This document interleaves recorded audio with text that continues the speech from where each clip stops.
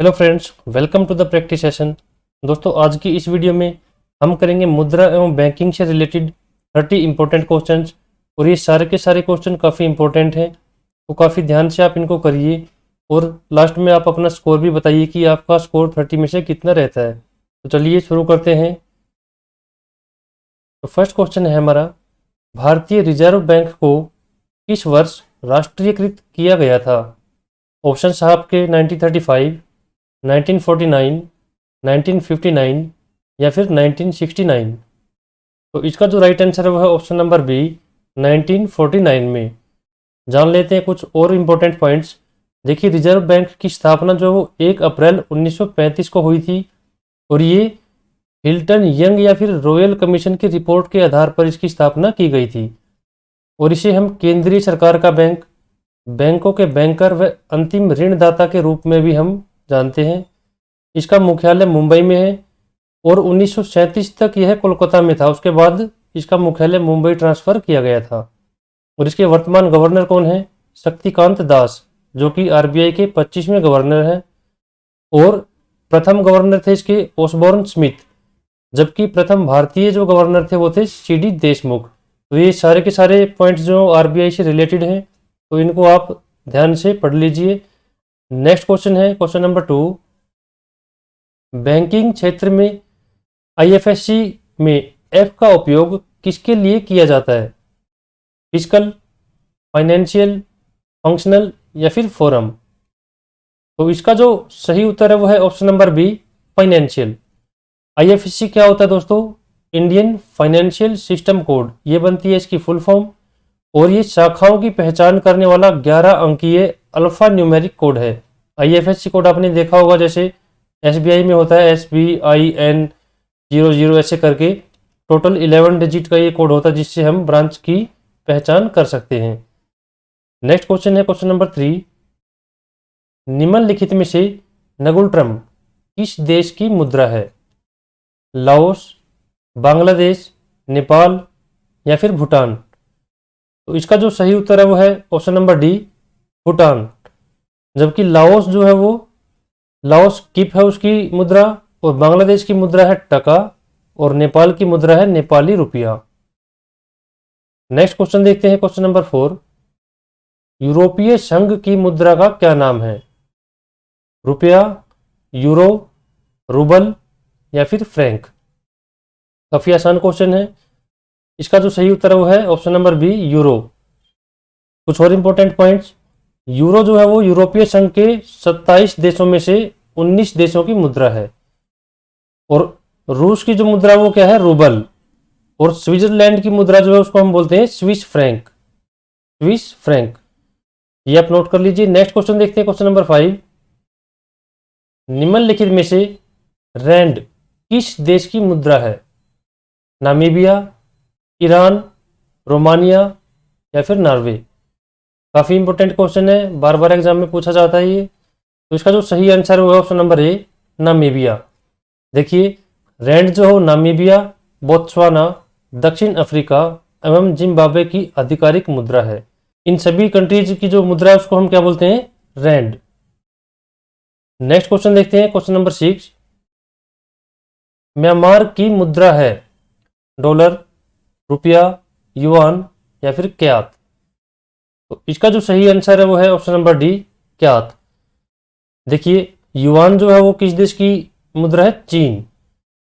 और म्यांमार क्या है? हमारा पड़ोसी देश है, पता होगा आपको। तो उसकी मुद्रा है क्यात। याद रखेंगे इसको, काफी बार एग्जाम में ये पूछा जाता है। नेक्स्ट क्वेश्चन देखते हैं क्वेश्चन नंबर 7। अर्थव्यवस्था में केंद्रीय बैंक का निम्न में से कौन सा कार्य नहीं है? ऑप्शंस को आप एक बार ध्यान से पढ़ लीजिए। तो इसका जो सही आंसर है वो है आपका ऑप्शन नंबर सी, सरकारी व्यय को नियंत्रित करना।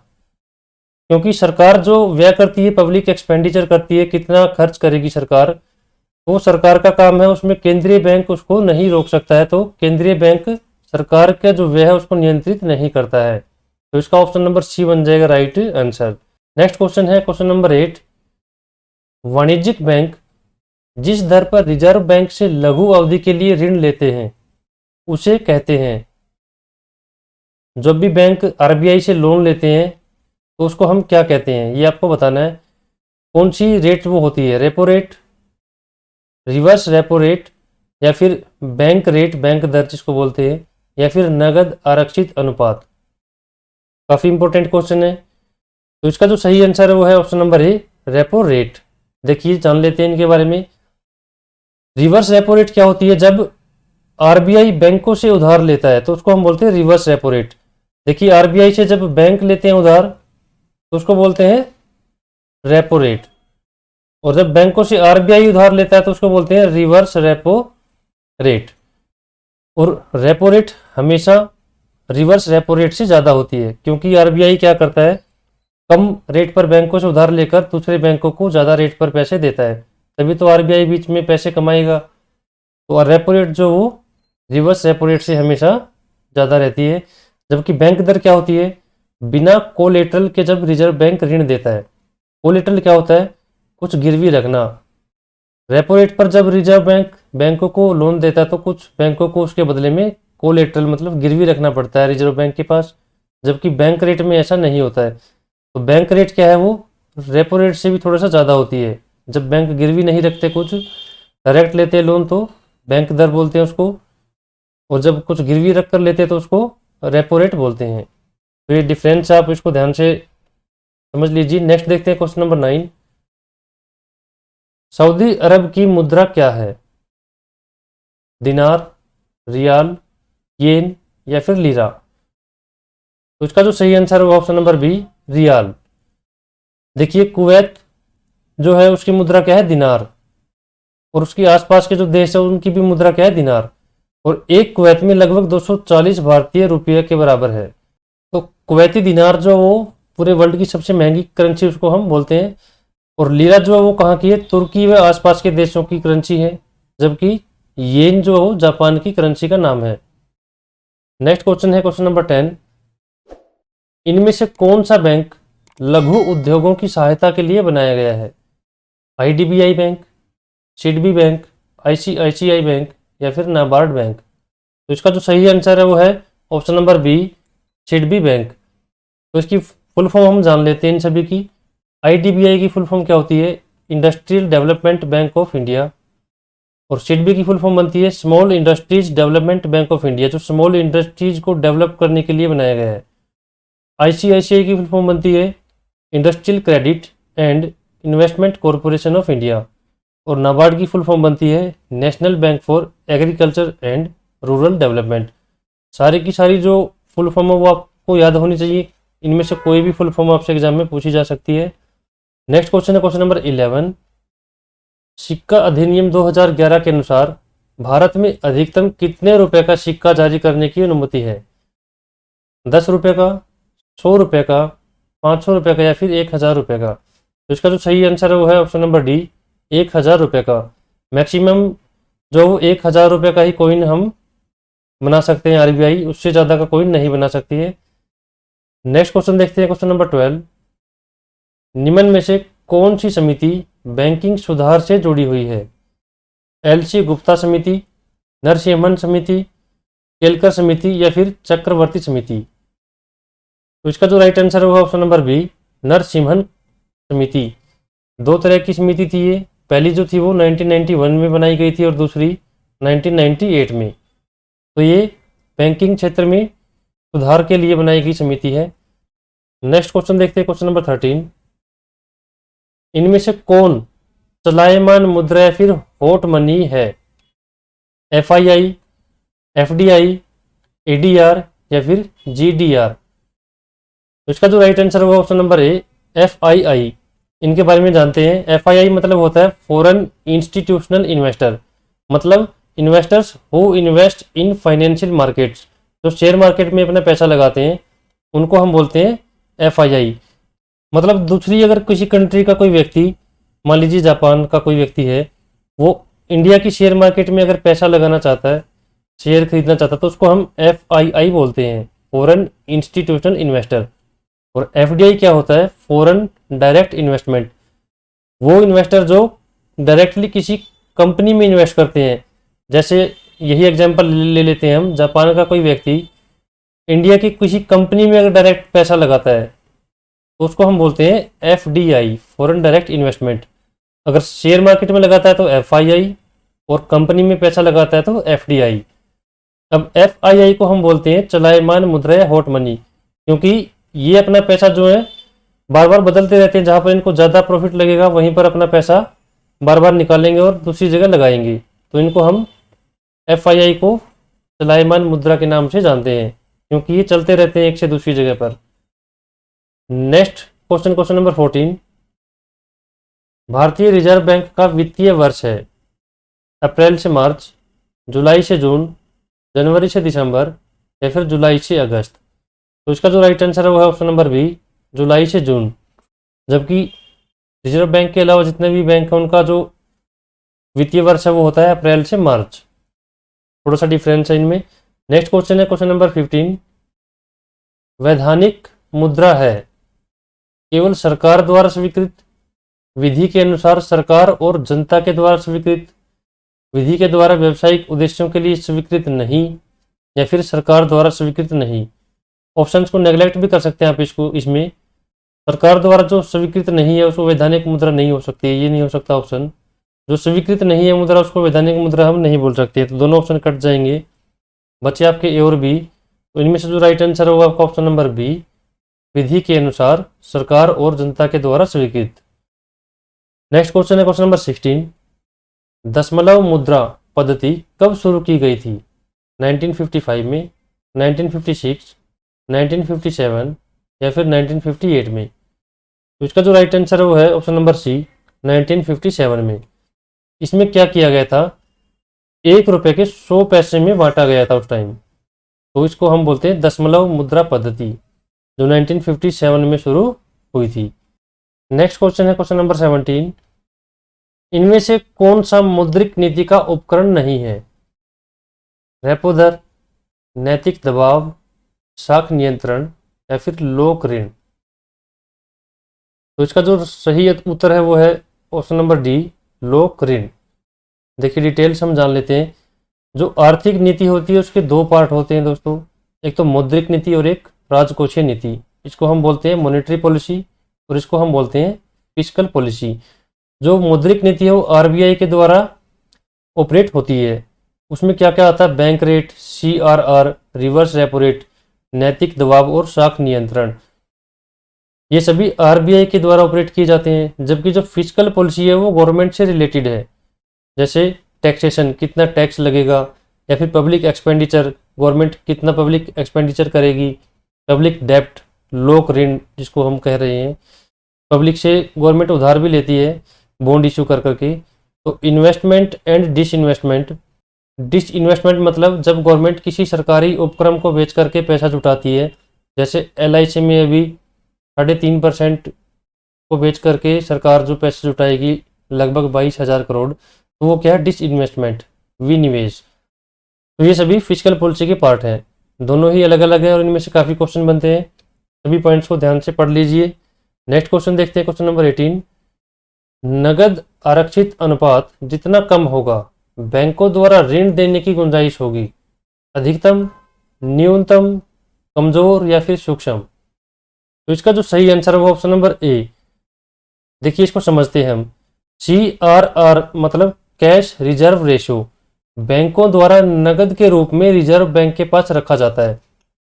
बैंकों के पास जो भी पैसा होता है पब्लिक जमा करवाती है, उसका कुछ पार्ट जो आरबीआई डिसाइड करती है कितना पार्ट बैंकों को आरबीआई के पास रखना पड़ता है। तो अगर मान लीजिए CRR हम मान लेते हैं फॉर एग्जांपल 3% है और इसको बढ़ा करके आरबीआई कर देती है 4%।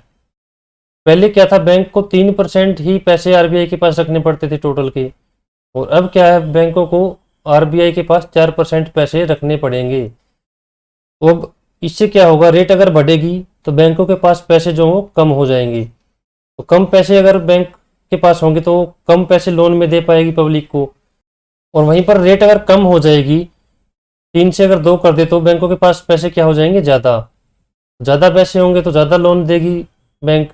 उससे क्या होगा, ज़्यादा पैसे आएंगे मार्केट में लोगों के पास, और महंगाई भी इससे बढ़ती है। तो महंगाई को कंट्रोल करने के लिए CRR को क्या करना पड़ता है, इंक्रीज करना पड़ता है, ताकि बैंकों के पास कम पैसे बचें, और कम पैसे हो तो लोन कम बटे और लोगों के पास खर्चने के लिए पैसे कम आए और महंगाई जिससे कंट्रोल में आ सके।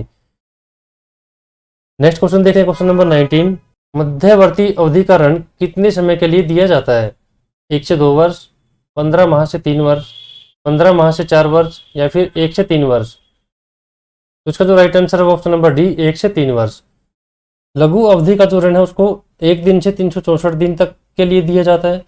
मध्य अवधि का जो 1 वर्ष से 3 वर्ष तक, और दीर्घ अवधि का ऋण जो 3 वर्ष से ज्यादा का जब होता है उसे हम कहते हैं। नेक्स्ट क्वेश्चन है क्वेश्चन नंबर 20। ग्रेशम लॉ संबंधित है उपभोग और मांग से, आपूर्ति और मांग से, मुद्रा का प्रचलन से, घाटे का वित्त पोषण। तो इसका जो सही आंसर है वो है ऑप्शन नंबर सी, मुद्रा का प्रचलन। देखिए ग्रेशम लॉ क्या कहता है, बुरी मुद्रा जो है वो अच्छी मुद्रा को प्रचलन से बाहर कर देती है। ये काफी इंपॉर्टेंट पॉइंट है। नेक्स्ट क्वेश्चन है क्वेश्चन नंबर 21। दुर्लभ या फिर हार्ड करेंसी है? ऑप्शन से एक बार पढ़ लीजिए आप। तो इसका जो सही आंसर है वो हो जाएगा ऑप्शन नंबर डी, वह मुद्रा जिस तक पहुंच मुश्किल हो। दुर्लभ का मतलब ही क्या होता है, कठिन या मुश्किल, मतलब ऐसी मुद्रा जिस तक पहुंचना आसान ना हो, मुश्किल हो। देखिए ऐसी मुद्रा होती है जिसका अवमूल्यन सरलता से नहीं होता है और अधिक विश्वसनीय होने के कारण ये आसानी से प्राप्त नहीं हो पाती है, जैसे यूएस डॉलर, यूरो या फिर ब्रिटिश पाउंड। ये सभी क्या है, हार्ड करेंसी के एग्जाम्पल हैं, मतलब जिनकी वैल्यू ज़्यादा होती है, जो आसानी से मिलती नहीं है हमें, उसको हम बोलते हैं हार्ड करेंसी। नेक्स्ट क्वेश्चन है क्वेश्चन नंबर 22। निम्नलिखित में से कौन सा भारत का सबसे पुराना सार्वजनिक क्षेत्र का बैंक है? Bank of India, bank of Baroda, Allahabad bank, UCO bank. इसका जो राइट आंसर है वो है option number C, Allahabad bank. देखिए इलाहाबाद बैंक की स्थापना 1865 में इलाहाबाद में हुई थी और इसका मुख्यालय जो वर्तमान में वो कहाँ है, कोलकाता में। मुख्यालय आपसे एग्जाम में पूछ सकते हैं, क्योंकि देखने में तो लगेगा कि इसका मुख्यालय इलाहाबाद में ही है, लेकिन है कहाँ पर, ये कोलकाता में। तो इसको आप नोट कर लीजिए। नेक्स्ट क्वेश्चन है question number 23। Reserve bank staff college कहाँ स्थित है? मुंबई, नई दिल्ली, कोलकाता या फिर चेन्नई। इसका जो सही जवाब है वो ऑप्शन नंबर डी, चेन्नई में। यहाँ पर क्या है दोस्तों, रिजर्व बैंक के स्टाफ को ट्रेनिंग दी जाती है और इसकी स्थापना 1963 में हुई थी। नेक्स्ट क्वेश्चन देखते हैं क्वेश्चन नंबर 24। निम्नलिखित में से कौन सा राष्ट्रीयकृत बैंक नहीं है? नेशनलाइज्ड बैंक इनमें से कौन सा नहीं है? भारतीय state bank, Punjab national bank, United bank of India या फिर पंजाब और सिंध बैंक। काफी इंपॉर्टेंट क्वेश्चन है। तो इसका जो राइट आंसर है वो है ऑप्शन नंबर ए, भारतीय स्टेट बैंक। देखिए 1969 में इंदिरा गांधी के समय 14 बैंकों का राष्ट्रीयकरण किया गया था, और जबकि स्टेट बैंक जो क्या है 1955 में बनाया गया था, जिसे पहले इंपीरियल बैंक ऑफ इंडिया के नाम से हम जानते थे, और यह सार्वजनिक क्षेत्र का सबसे बड़ा बैंक है और इसका मुख्यालय है मुंबई में। और इसके अतिरिक्त आईडीबीआई जो एक अन्य सार्वजनिक क्षेत्र का बैंक है जिसका राष्ट्रीयकरण नहीं किया गया है। देखिए 1955 में क्या था, इंपीरियल बैंक होता था पहले, उसको बदल करके भारतीय स्टेट बैंक के नाम से हम जानते हैं, और ये उसी समय जो है सार्वजनिक क्षेत्र का बैंक बन गया था, मतलब गवर्नमेंट के अंडर में काम कर रहा था, तो इसे नेशनलाइज करने की जरूरत नहीं थी। इसके अतिरिक्त जो बैंक थे 14 बैंक जो गवर्नमेंट के अंडर नहीं थे उस टाइम, उनको राष्ट्रीयकृत किया गया था, इसलिए भारतीय स्टेट बैंक इसका हो जाएगा राइट आंसर। नेक्स्ट क्वेश्चन है question number 25।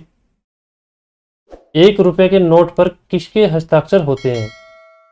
Reserve bank governor, वित्त सचिव, वित्त मंत्री या फिर प्रधानमंत्री। तो इसका जो राइट आंसर है वो ऑप्शन नंबर बी, वित्त सचिव, ऑप्शन नंबर बी। क्योंकि दोस्तों 1 रुपए का जो नोट है वो भारत सरकार के वित्त मंत्रालय के द्वारा जारी किया जाता है, न कि रिजर्व बैंक ऑफ इंडिया के द्वारा, इसलिए उस पर वित्त सचिव के हस्ताक्षर होते हैं। नेक्स्ट क्वेश्चन देखते हैं क्वेश्चन नंबर 26।